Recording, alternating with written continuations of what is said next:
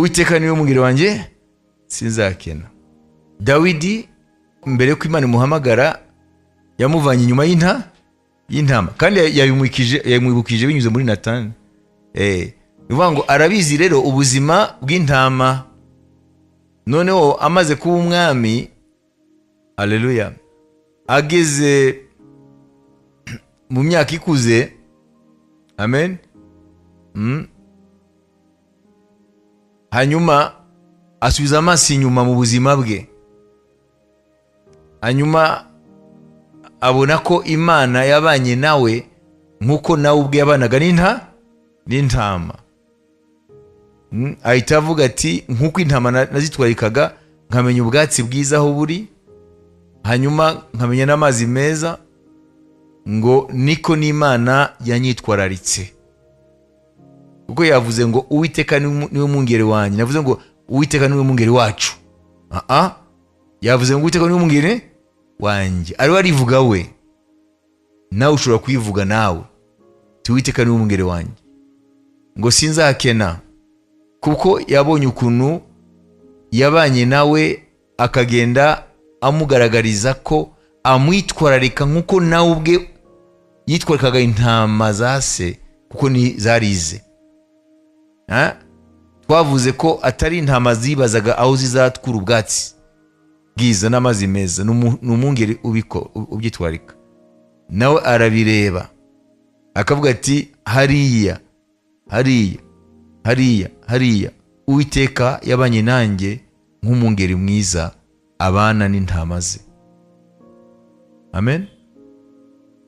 Umurongo wa mbere rero, nubwo ntirasubiramo ibyo navuze, ni umurongo werekana ko Uwiteka ku ntama ze, tutavuga intama abantu, ni ukuvuga ngo niwe amenya icyo zikeneye, ntabwo arizo zikwiye kwiganyira icyo zizarya ejo, kubera yuko Uwiteka arabizi byose, yarabiteganije. Narimo Bibiliya itubuza kuba ntekereza ngo ntimukiganyire, kuganya, okay? Ariko tubaza kubona ari bavuga ngo ne vous inquiétez de rien. Don't worry about anything. S'inquiéter. Burya s'inquiéter ntabwo ari kuganya. Ntabwo ari kuganya. Turaza kubisubiramo. Amen. Worries. Amen. Inquiétude. Cyangwa mu Gifaransa les soucis. Zizana inquiétude. Tuza kubibona. Nuvuga ngo Dawidi aravuga ngo kena. Iyi verse ya mbere muyifate ko ntabwo azakena mu byo akeneye mu mwuka, ntabwo azakena ibyo akeneye mu bugingo bwe, ntabwo azakena ikintu na kimwe mu byo akeneye mu bitunga umubiri we, mu byo umubiri we ukeneye. Donc l'Éternel en tant que berger, il va pourvoir à tous les besoins spirituels, émotionnels et physiques, matériels. Uvuga ngo umuntu ntabwo afite gusa les besoins z'umubiri, ntabwo umuntu akeneye gusa ibyo kurya by'umubiri, imyenda n'ibiki. Hari ibindi akeneye, kuko umuntu afite esprit, afite âme. Esprit y'umuntu, umwuka w'umuntu, hari ibyo ukeneye. L'esprit a besoin de communion avec Dieu. Umwuka w'umuntu ukeneye gusabana n'Imana nzima yawuremye. Ibyo rero umungeri mwiza Dawidi aravuga ko yayimuhaye, kuko yahoraga asabana nawe mu majoro, baravuganaga, umwuka we ukahumurizwa. Hanyuma amarangamutima, les émotions, mu gihe afite ubwoba ko Sawuli ari bumwice, umwungeri we yaramusangaga akamumara ubwoba. Amen. Akamukomeza. Kubyerekeye besoin matériel, ibikenewe. Rimwe yararahunga Sawuli, Dawidi ari kumwe n'abantu be, babizerwa, barasonza. Bamaze gusonza, amen, haleluya, bamaze gusonza noneho baragenda ku mutambyi mukuru. Hariho imitsima yerejwe Uwiteka. Iyo mitsima nta wundi muntu yashobora kwiye ko ni Abalewi. Dawidi yari umuyuda, ntabwo ari umulewi. We n'abantu be, Dawidi aragenda afata imitsima yerejwe Imana, kandi atari umutambyi, kandi atari umulewi, arayirya n'abantu be. Mu bisanzwe mu gihe cy'Abafarisayo bari kubicisha amabuye, ariko ntabwo tubona Imana imuhana. Na nibyo Yesu yaje kuvuga ati, ntabwo mwasomye ko Dawidi n'abantu be igihe basonzaga bariye imitsima y'abatambyi? Mwabivuze? Kubera iki se Imana yari izi ko Dawidi atari umulewi kandi atari n'umutambyi akajya kurya imitsima y'abatambyi kandi bibujijwe? Kubera ko Imana itigeze imuhana. Uwiteka niwe umwungeri wa Dawidi. Yari ashonje, ibyo kurya byari hafi, yari imitsima y'abatambyi. Imana ntabwo iri mu mihango n'imigenzo. Ese n'uburyo ibyo Imana yaramugaburiye, kabone nubwo ari ibyo kurya adafite uburenganzira bikurikije amategeko ya Mose, ariko Imana yamwemereye ko abirya. Amen. Murumva Dawidi yarabyibutse, aravuga iki? Uwiteka niwe umwungeri wanjye, sinzakena. Ikindi mugwe kumenya rero mbere ko dukomeza, nuko mu Giheburayo ntabwo batandukanya futur na présent. Mu Giheburayo ntabwo batandukanya none n'ejo hazaza, ntabwo bitandukanye. Niyo mpamvu biba bigorana iyo abantu basoma Bibiliya. Nitugera muri ya jambo rya nyuma, ngo nukuri imbabazi no kugiranza kwawe uzanyuma inyuma, kandi nayo nzaba mu nzu y'Uwiteka kugeza iteka. Murabibona? Ni kuvuga ngo iyo mu Giheburayo bashaka kuvuga ikintu kizaza cyangwa ikintu kiriho, bakoresha amagambo amwe ku mpamvu ya ruriya rurimi. Ni ukuvuga impamvu imeze gutya, kuvuga ngo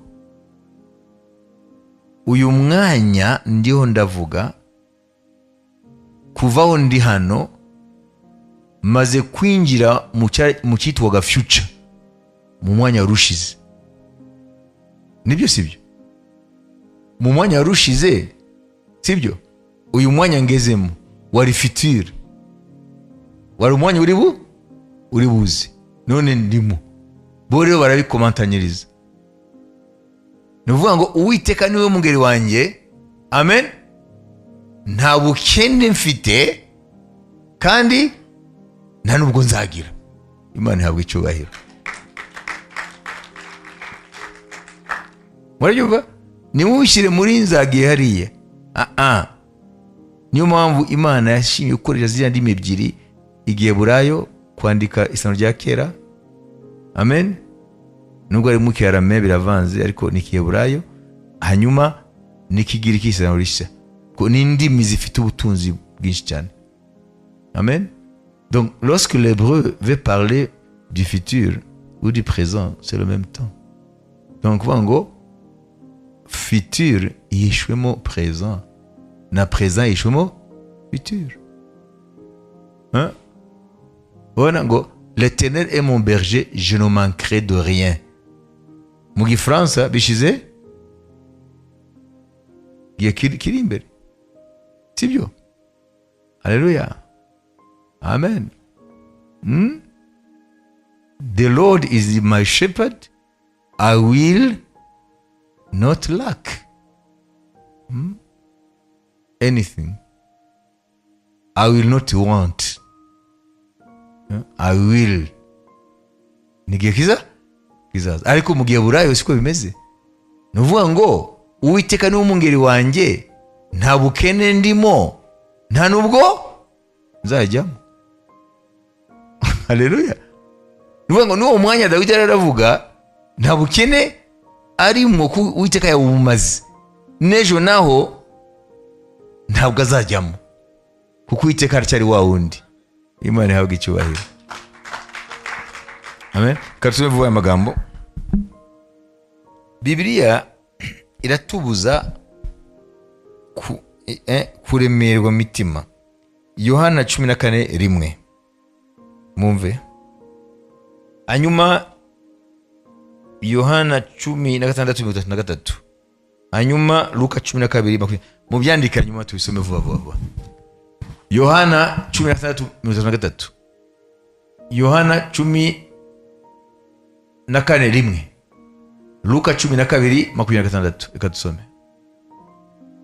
Ntimuhagarike imitima yanyu, mwizere Imana nanjye munyizere. Amen. Ntimuhagarike imitima yanyu. Imana itubujije guhagarika imitima. Niki se gituma imitima ihagarara? Mais les soucis. Kwibaza ibyeje ko biri bugende. Sibyo? Tukomeze. Ibyo mbibabwiriye kugira ngo mugire amahoro muri njye. Mu isi mugira umubabaro, ariko nimuhumure nanesheje isi. Amen. Muhumure. Kubera iki aduhumuriza? Nuko mu isi hari ibintu duhagarika imitima. Nuvuga ngo iyo umuntu yitwa ko yamenye Imana cyangwa yitwa ko ari umwana w'Imana, reka dukoreshe rero imvugo turakoresha intama y'Imana. Nimba umuntu ari intama ya Kristo, hanyuma akaba mu buzima bwo guhagarika umutima, Kristo aho hari ameze gute? Biramubabaza. Sibyo se? Si we bivuze hano? Biramubabaza. None aratubwiye ikintu kimwe, kuko ibintu biguhagarika umutima nuko ntacyo wabikorera. Uko iyo aba ufite ibisubizo wakabikemuye, bireke kubabaza umutima. Uvuga ngo ntabwo ufite icyo wabikorera. Ni ibintu bikurenze, wenda waragerageje byose birananirana, ahasigaye kuko ntabwo ufite igisubizo, biraguhagarika umutima. Donc tu t'inquiètes, tu te fais des soucis, uri inquiète. None mwami hari ikindi ari butubwire. Ese babyumva ibyo? Ese ikibazo ufite igisubizo cyagwaye ku mutima? No. Ikiravuka iki? Kakirangiza. Impamvu kigwaye ku mutima nuko wagerageje byose mu bushobozi bwa kimuntu, mu bushobozi bwawe byarananiranye. Ufite ikibazo cy'amafaranga, barashaka gutera inzu ya cyamunara.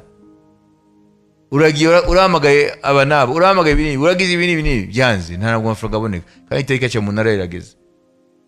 None uragira gute? Urahagarika umutima, kuko wagerageje ibyo wagakoze, wabikoze, ariko byanze. Sibyo? Dore ko tubwira rero Luka.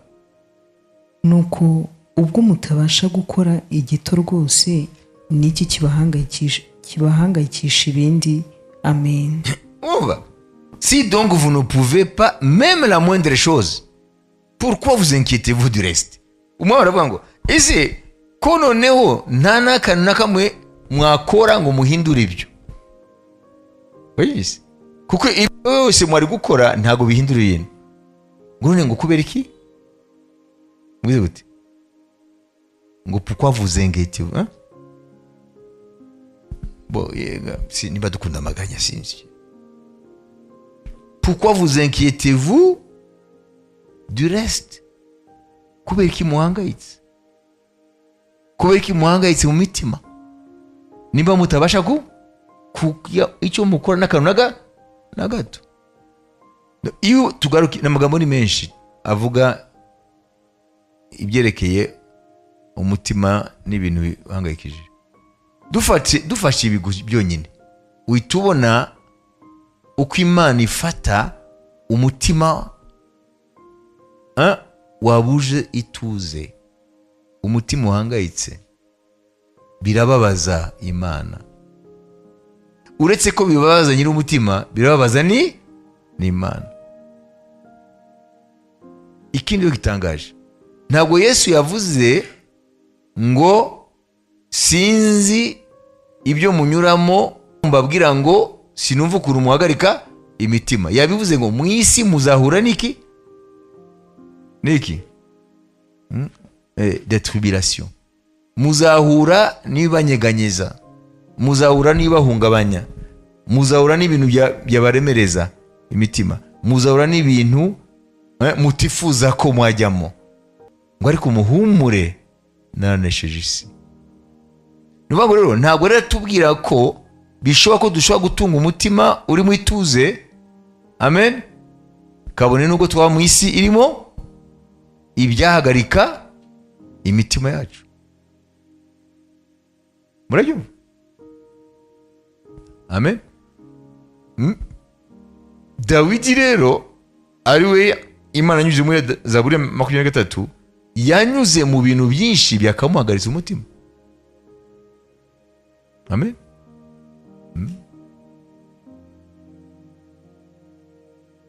Yanyuze mu bintu byinshi bishobora kumuhagarika umutima, ariko dore rero ibyo yatubwiye ku murongo wa 2 niho dushaka rero kuvugaho uyu mwanya.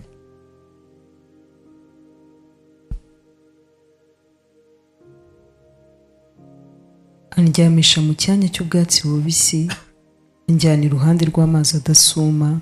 Amen. Amen. Kubera iki atazagira icyo yiganyira, atazagira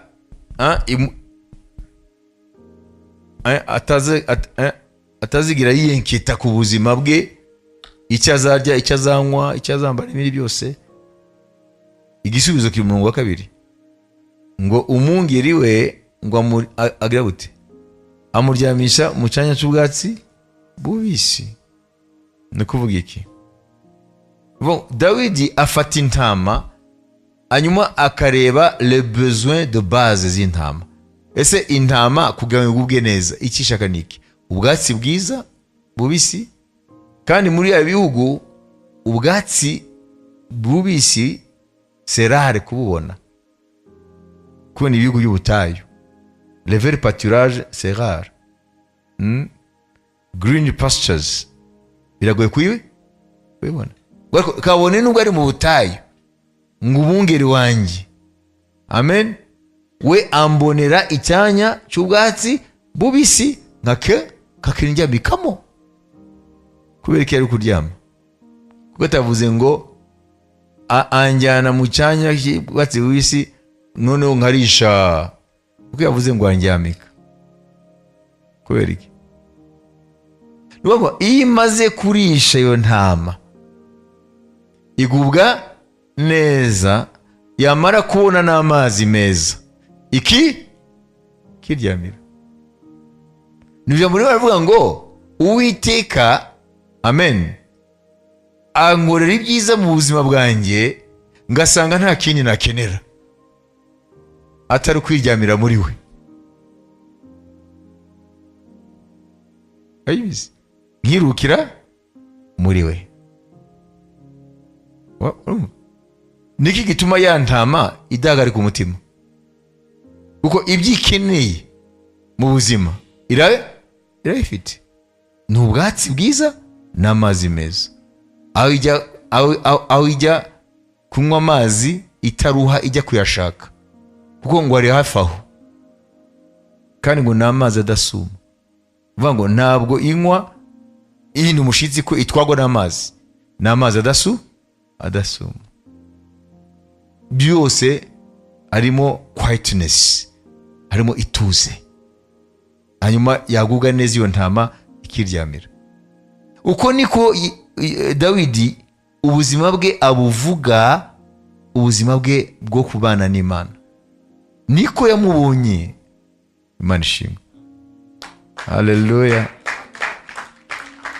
Na n'icyo Imana ishaka ko natwe tumenya. Iyo ntama muri bwa bwatsi bubisi mwumva iriho iriganyira, mwumva iribaza nimba buri bwume.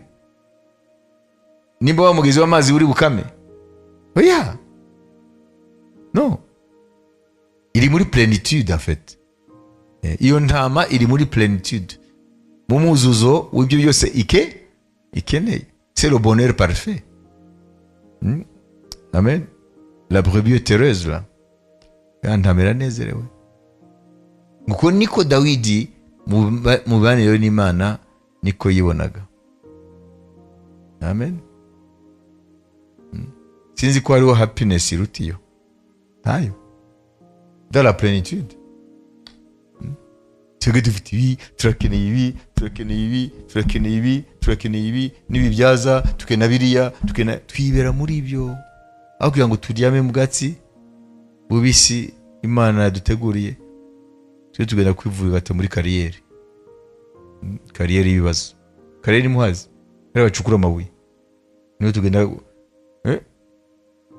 tuguhita umitwe ku mabuye. Muri Yesu ntabwo ari muri kariyeri. Muri Yesu ni mu cyanya cy'ubwasi bubisi. Imana ishimwe. Amen. Haleluya. Igihe hateye inzara muri Isirayeli amapfa kubera ibyaha by'inzu y'ubwami ya Ahabu na Yezabeli umugore we, Eliya agafunga ijuru imyaka 3 n'igice, amapfa agatera kugezaho n'ibwami inzara ihagera, amatungo akabura ibyo arya, amafarashi y'ibwami inzara igatera hose. Eliya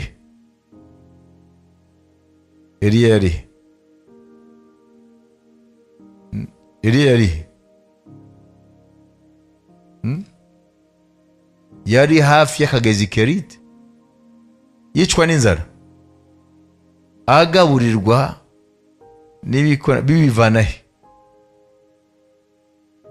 Byabivanaga he? Kandi mu gihugu nta byari bihari.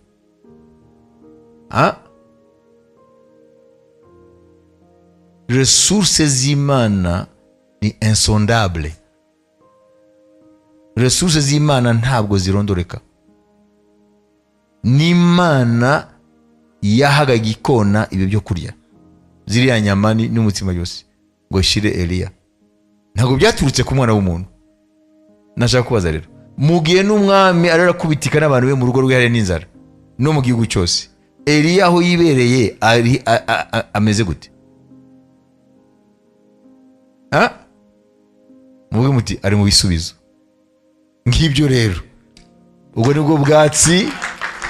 Eliya yibereye mu cyanya cy'ubwatsi bubisi hafi y'amazi adasuma.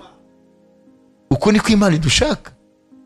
Hagati y'isi imeze nk'ubutayu, hagati y'isi ifite ibiteye ubwoba, Imana ishobora kugutegurira icyanya cy'ubwatsi bubisi, kandi hafi ikazana amazi adasuma kuri wowe.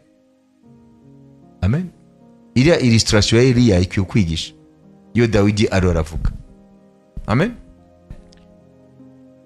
Hari crise économique, ibiki n'ibiki, hari ibibazo, nta mafaranga, nta biki, abantu bagahagarika imitima, ibiciro birazamuka buri kanya, abantu bakarara bahangayitse, bakabyuka bahangayitse. Turaza kubona abaganga icyo bavuga iyo umuntu aba mu buzima bw'umutima uhagaze. Turaza kubibona. Niyo mpamvu Imana bibabaza iyo dufite izo ngorane z'imitima ihangayitse, irazi ingaruka zabyo. Amen. Niturangiza gusenga ndababwira, ndabasomera iby'abaganga. Amen. Mwayumvise ingaruka zabyo. Niyo mpamvu Imana bibabaza iyo umuntu yitwa ko amenya Imana agatunga umutima wuzuyemo les soucis, les inquiétudes, kwiganyira harya, guhangayika umutima, sibyo? Kahangayika ukabura amahoro, ukibaza ati ejo bizagenda gute? Wabibizi hari ibirwara bita byinjira, turuza kubibona. Noneho ntabwo ari bibiri bivuga, ntabwo ari nagewe, ni abaganga. Babyibise muvuge muti apana bakenyeje. Amen. Mwumvise icyanya cy'ubwatsi bubisi icyo bivuga? Ni ukuba mu buzima aho Imana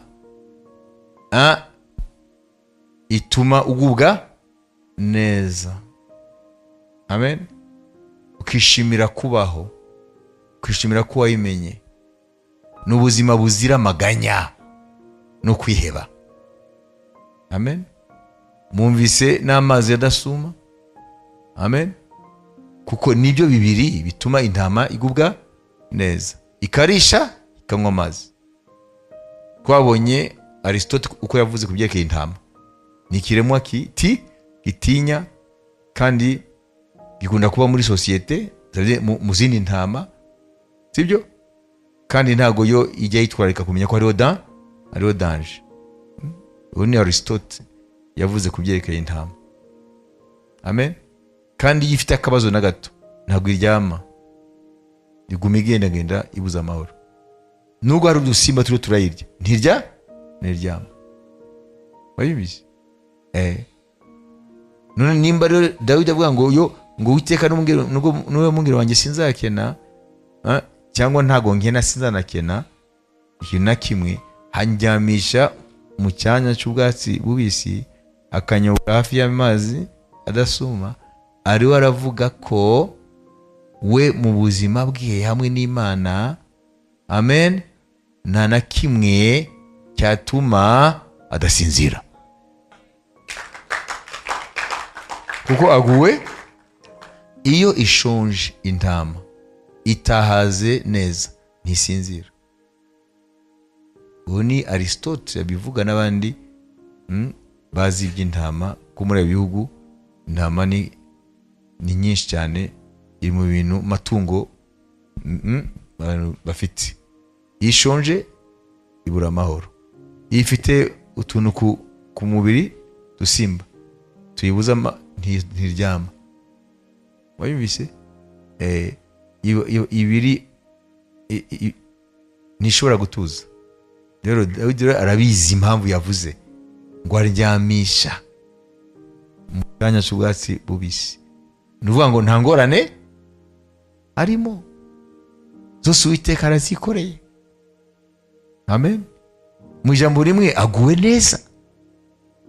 Amen. Aguwe neza. Yibona nk'iyo ntama idafite utusimba tuyirya, idafite inzara, amen, idafite inyota, idafite ubwoba ko ibisimba biri hafi aho, amadubu n'ibiki. Iyo ntama rero ni Dawidi. Imana ishimwe. Rero dufate iminota 5 dusenge, umwese asaba Imana yibone ko ari intama y'umwami Yesu, ko ni Yesu yavuze ngo turi intama ze. Siko twise ngo turi intama ze, kandi buri intama ayizi mu izina. Wongere usome neza Yohana ibice 10. Amen. Uraza kubona Yesu relation ye nawe uko we ayibona. Nuko kenshi we ntabyo umenya. Hanyuma utekereze rero ku buzima bwawe umwanya, ese uryamye mu cyanya cy'ubwatsi bubisi? Ese amazi unywa ari hafi aho kandi n'amazi atagukanga adasuma? Hanyuma nimba usanga wowe utari mu bwatsi bubisi, mu cyanya cy'ubwatsi bubisi, ukaba ufite impagarara, usaba Imana gutabare ikuvanaho, noneho ikujyana ukwiye kuba mu cyanya cy'ubwatsi bubisi, kandi uryamemo. Bivuga ngo warishije, umaze kurya, umaze kunywa, uguwe neza. Ega niyo ya ndirimbo twavuze, umviriza. Amen. À moi plus de fardeau, la joie et le repos, je vis dans la grâce de Dieu. Je vais te louer, Seigneur. Je vais te louer, Seigneur. Je vais chanter tout ce que tu as fait. Une nouvelle création, plus sous la condamnation. Je vis dans la grâce de Dieu. En fait, ariya muri cya cyanya cy'ubwatsi bubisi n'amazi adasuma ari hafi, nibyo, c'est vivre dans la grâce de Dieu. Ni ukwibera mu buntu bw'Imana. Umuririmbyi avuze iki? À moi plus de fardeau, nta mitwaro ikindimo. À moi plus de fardeau, la joie et le repos, ibyishimo no kuruhuka. Je vis dans la grâce de Dieu. Hein? Une nouvelle création, ricyari mugisha. Plus sous la condamnation, nta rubanza rukindiho. Je vis dans la grâce de Dieu. Nibera mu buntu bw'Imana. None hasigaye iki? Nk'iyo ntama mwibaza ko iyo yaba intama muntu imaze kurya, imaze guhaga, imaze kunywa, iriho iriryamira mu cyanya cy'ubwatsi bubisi, yakora iki? Yahita ivuga ngo je vais te louer, Seigneur. Je vais te louer, Seigneur. Je veux chanter tout ce que tu as fait. Ngo numva nshaka kuguhimbaza, numva nshaka kukuramya, numva nshaka kugushima kubyo byose wankoreye. Uko niko ya ntama ivuga. Ubwo se niko bimeze natwe? Dore ubwanwa wavutse umuntu nawe atabufite. Kibazo. Genda rero wirebye muri iyo shusho, hanyuma uramenya icyo usengera. Ndugu yangu, ntawe byumvikana? Iyo niyo shusho y'agakiza Yesu Kristo yakuzaniye. Nimba rero bidasa n'ubuzima bwawe, hari ingorane. Wenda ufite akadini gusa, cyangwa ujya ukurikira Imana par curiosité intellectuelle, sibyo? Ukashaka kubimenya gusa, ariko ntacyo bihindura mu mutima wawe. Ibyo nabyo bizaba ari ibintu bibabaje, sibyo? Amen. Ça ce n'est pas de la poésie. Ntabwo ari umusizi Dawidi gusa, nubwo yari umusizi ariko si aratubwira ukuri kwa gakiza ko muri Kristo Yesu. Mugabo agakiza kumwimerera. Dufate iminota 5. Niturangiza tuze dufate iminota 5 duhimbaza umwami kubyo yadukoreye no kubyo arakora no kubyo yenda gukora. Imana ishimwe.